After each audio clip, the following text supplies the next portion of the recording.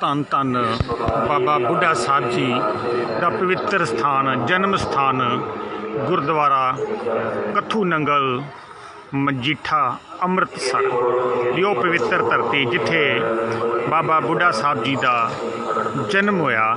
ਤੁਹਾਨੂੰ ਸਾਰਿਆਂ ਨੂੰ ਪਤਾ ਹੀ ਹੈ ਕਿ 1506 ਦੇ ਵਿੱਚ ਬਾਬਾ ਬੁੱਢਾ ਸਾਹਿਬ ਜੀ ਦਾ ਜਨਮ ਹੋਇਆ ਅਤੇ 125 ਸਾਲ ਦੀ ਉਮਰ ਭੋਗ ਕੇ ਉਹ ਇਸ ਧਰਤੀ ਤੋਂ ਅਕਾਲ ਚਲਾਣਾ ਕਰਕੇ ਗਏ।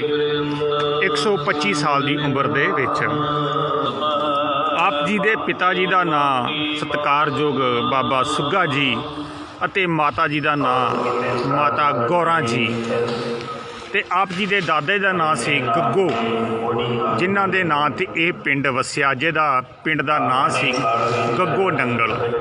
ਗੱਗੋ ਨੰਗਲ ਬਾਬਾ ਬੁੱਢਾ ਸਾਹਿਬ ਜੀ ਦੇ ਪਿੰਡ ਦਾ ਪੁਰਾਤਨ ਨਾਂ ਆ ਅਤੇ ਅਜੋਕਾ ਨਾਂ ਉਹਦਾ ਕੱਥੂ ਨੰਗਲ ਪੈ ਗਿਆ ਆ, ਜੋ ਅੰਮ੍ਰਿਤਸਰ ਤੋਂ 20 ਕਿਲੋਮੀਟਰ ਦੂਰ ਹਟਵਾ ਆ। ਸਿੱਖ ਇਤਿਹਾਸ ਦੇ ਵਿੱਚ ਜ਼ਿਕਰ ਆਉਂਦਾ ਆ ਝੁਬਾਲ ਦਾ ਅਤੇ ਰਮਦਾਸ ਦਾ, ਵੀ ਇਹਨਾਂ ਦੋਵਾਂ ਸਥਾਨਾਂ ਦਾ ਵੀ ਸਿੱਖ ਧਰਮ ਨਾਲ ਕੀ ਸੰਬੰਧ ਆ। ਬਾਬਾ ਬੁੱਢਾ ਸਾਹਿਬ ਜੀ ਦਾ, ਬਾਬਾ ਬੁੱਢਾ ਸਾਹਿਬ ਝੁਬਾਲ ਕਿਉਂ ਗਏ, ਰਮਦਾਸ ਕੀ ਹੋਇਆ, ਇਹ ਸਾਰੀਆਂ ਘਟਨਾਵਾਂ ਜਿਹੜੀਆਂ ਨੇ ਸਿੱਖ ਇਤਿਹਾਸ ਦਾ ਇੱਕ ਪਹਿਲੂ ਆ।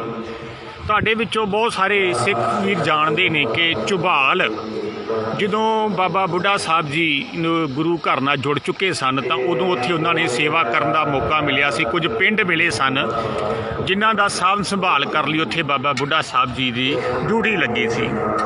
12 ਸਾਲ ਦੀ ਉਮਰ ਦੇ ਵਿੱਚ ਬਾਬਾ ਬੁੱਢਾ ਸਾਹਿਬ ਜਿਹੜੇ ਰਮਦਾਸ ਗੁਰੂ ਨਾਨਕ ਸਾਹਿਬ ਜੀ ਦੇ ਨਾਲ ਉਹਨਾਂ ਦੀ ਮੁਲਾਕਾਤ ਹੁੰਦੀ ਹੈ, ਕਿਉਂਕਿ ਬਾਬਾ ਬੁੱਢਾ ਸਾਹਿਬ ਜੀ ਦਾ ਪਹਿਲਾ ਨਾਂ ਬੁੱਢਾ ਸੀ। ਮਾਪਿਆਂ ਨੇ ਬੁੱਢਾ ਰੱਖਿਆ ਸੀ ਕਿਉਂਕਿ ਪਿੱਛੇ ਸਾਡੇ ਇੱਦਾਂ ਦੇ ਹੀ ਨਾਂ ਰੱਖਦੇ ਸਨ ਸਾਡੇ ਵੱਡੇ ਵਡੇਰੇ।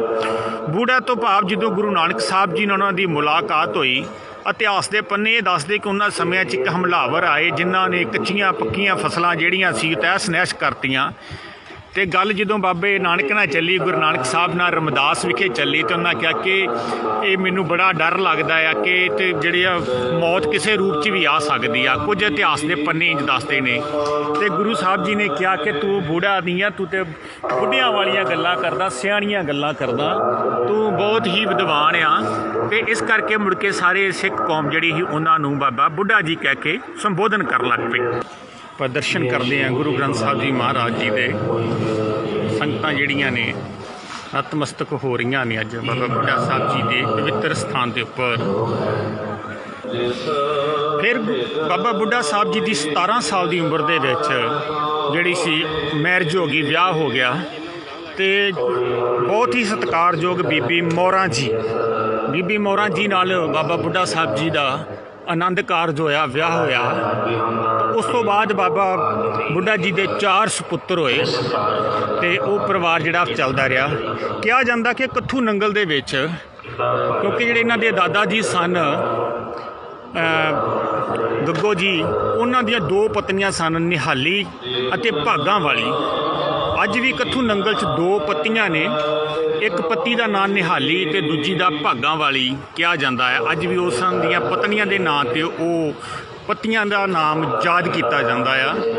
ਉਸ ਤੋਂ ਬਾਅਦ ਬਾਬਾ ਬੁੱਢਾ ਸਾਹਿਬ ਜੀ ਫਿਰ ਗੁਰੂ ਘਰ ਨਾਲ ਜੁੜ ਗਏ। 6ਵੇਂ ਗੁਰੂ ਸਾਹਿਬਾਨਾਂ ਤੱਕ ਉਹਨਾਂ ਨੇ ਉਹਨਾਂ ਦੀਆਂ ਖੁਸ਼ੀਆਂ ਮਾਣੀਆਂ, ਭਾਵ ਨਾਲ ਰਹੇ, ਬਾਬਾ ਨਾਨਕ ਦੇ ਨਾਲ ਰਹੇ ਕਾਫੀ ਲੰਮਾ ਸਮਾਂ।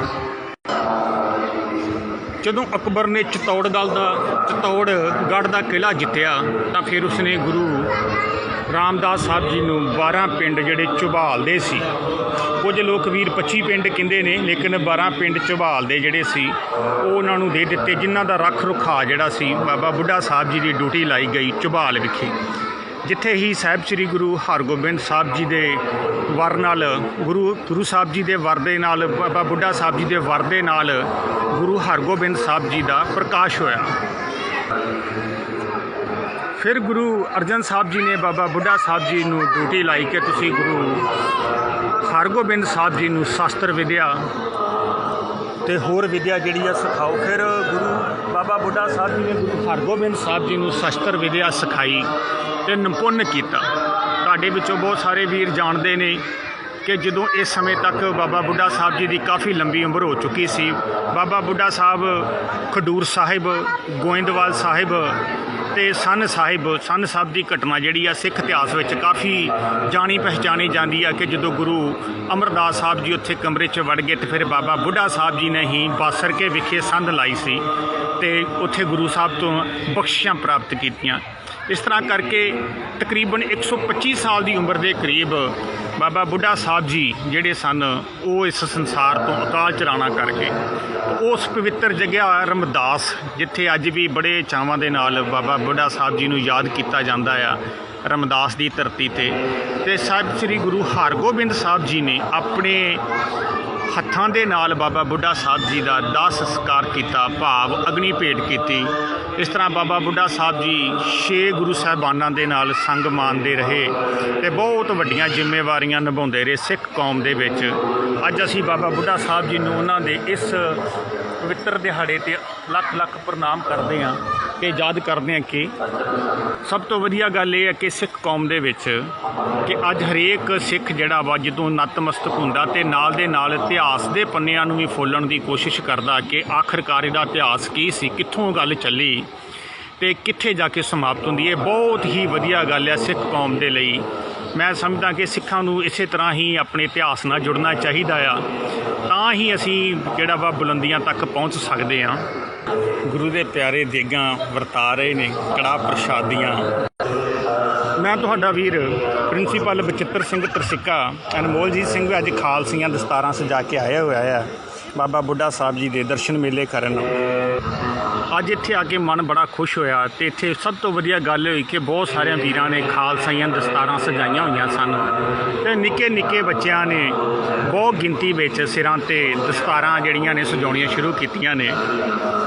ਮੈਂ ਤੁਹਾਡਾ ਵੀਰ ਪ੍ਰਿੰਸੀਪਲ ਬਚਿੱਤਰ ਸਿੰਘ ਤਰਸਿੱਕਾ ਇੰਜ ਦੇ ਇਤਿਹਾਸਕ ਗੁਰਦੁਆਰਾ ਸਾਹਿਬਾਨਾਂ ਦੇ ਦਰਸ਼ਨ ਤੁਹਾਡੇ ਆਪਣੇ YouTube channel principal Bachittar Singh Tarsikka 'ਤੇ ਅਪਲੋਡ ਨੇ। ਸੰਗਤਾਂ ਜਿਹੜੀਆਂ ਨੇ ਗੁਰਦੁਆਰਾ ਸਾਹਿਬ 'ਚ ਬੈਠ ਕੇ ਪ੍ਰਸ਼ਾਦੇ ਛਕ ਰਹੀਆਂ ਨੇ। ਇਹ ਸਿੱਖ ਧਰਮ ਵਿੱਚ ਬਹੁਤ ਹੀ ਵਡਮੁੱਲਾ ਗੁਣ ਆ। ਬਾਬਾ ਨਾਨਕ ਕਿਰਪਾ ਕਰਨੀ ਇਸੇ ਤਰ੍ਹਾਂ ਕੌਮ ਦੇ ਵਿੱਚ ਆਪਸੀ ਪਿਆਰ ਇਤਫਾਕ ਬਣਿਆ ਰਹੇ। ਵਾਹਿਗੁਰੂ ਜੀ ਕਾ ਖਾਲਸਾ, ਵਾਹਿਗੁਰੂ ਜੀ ਕੀ ਫਤਿਹ।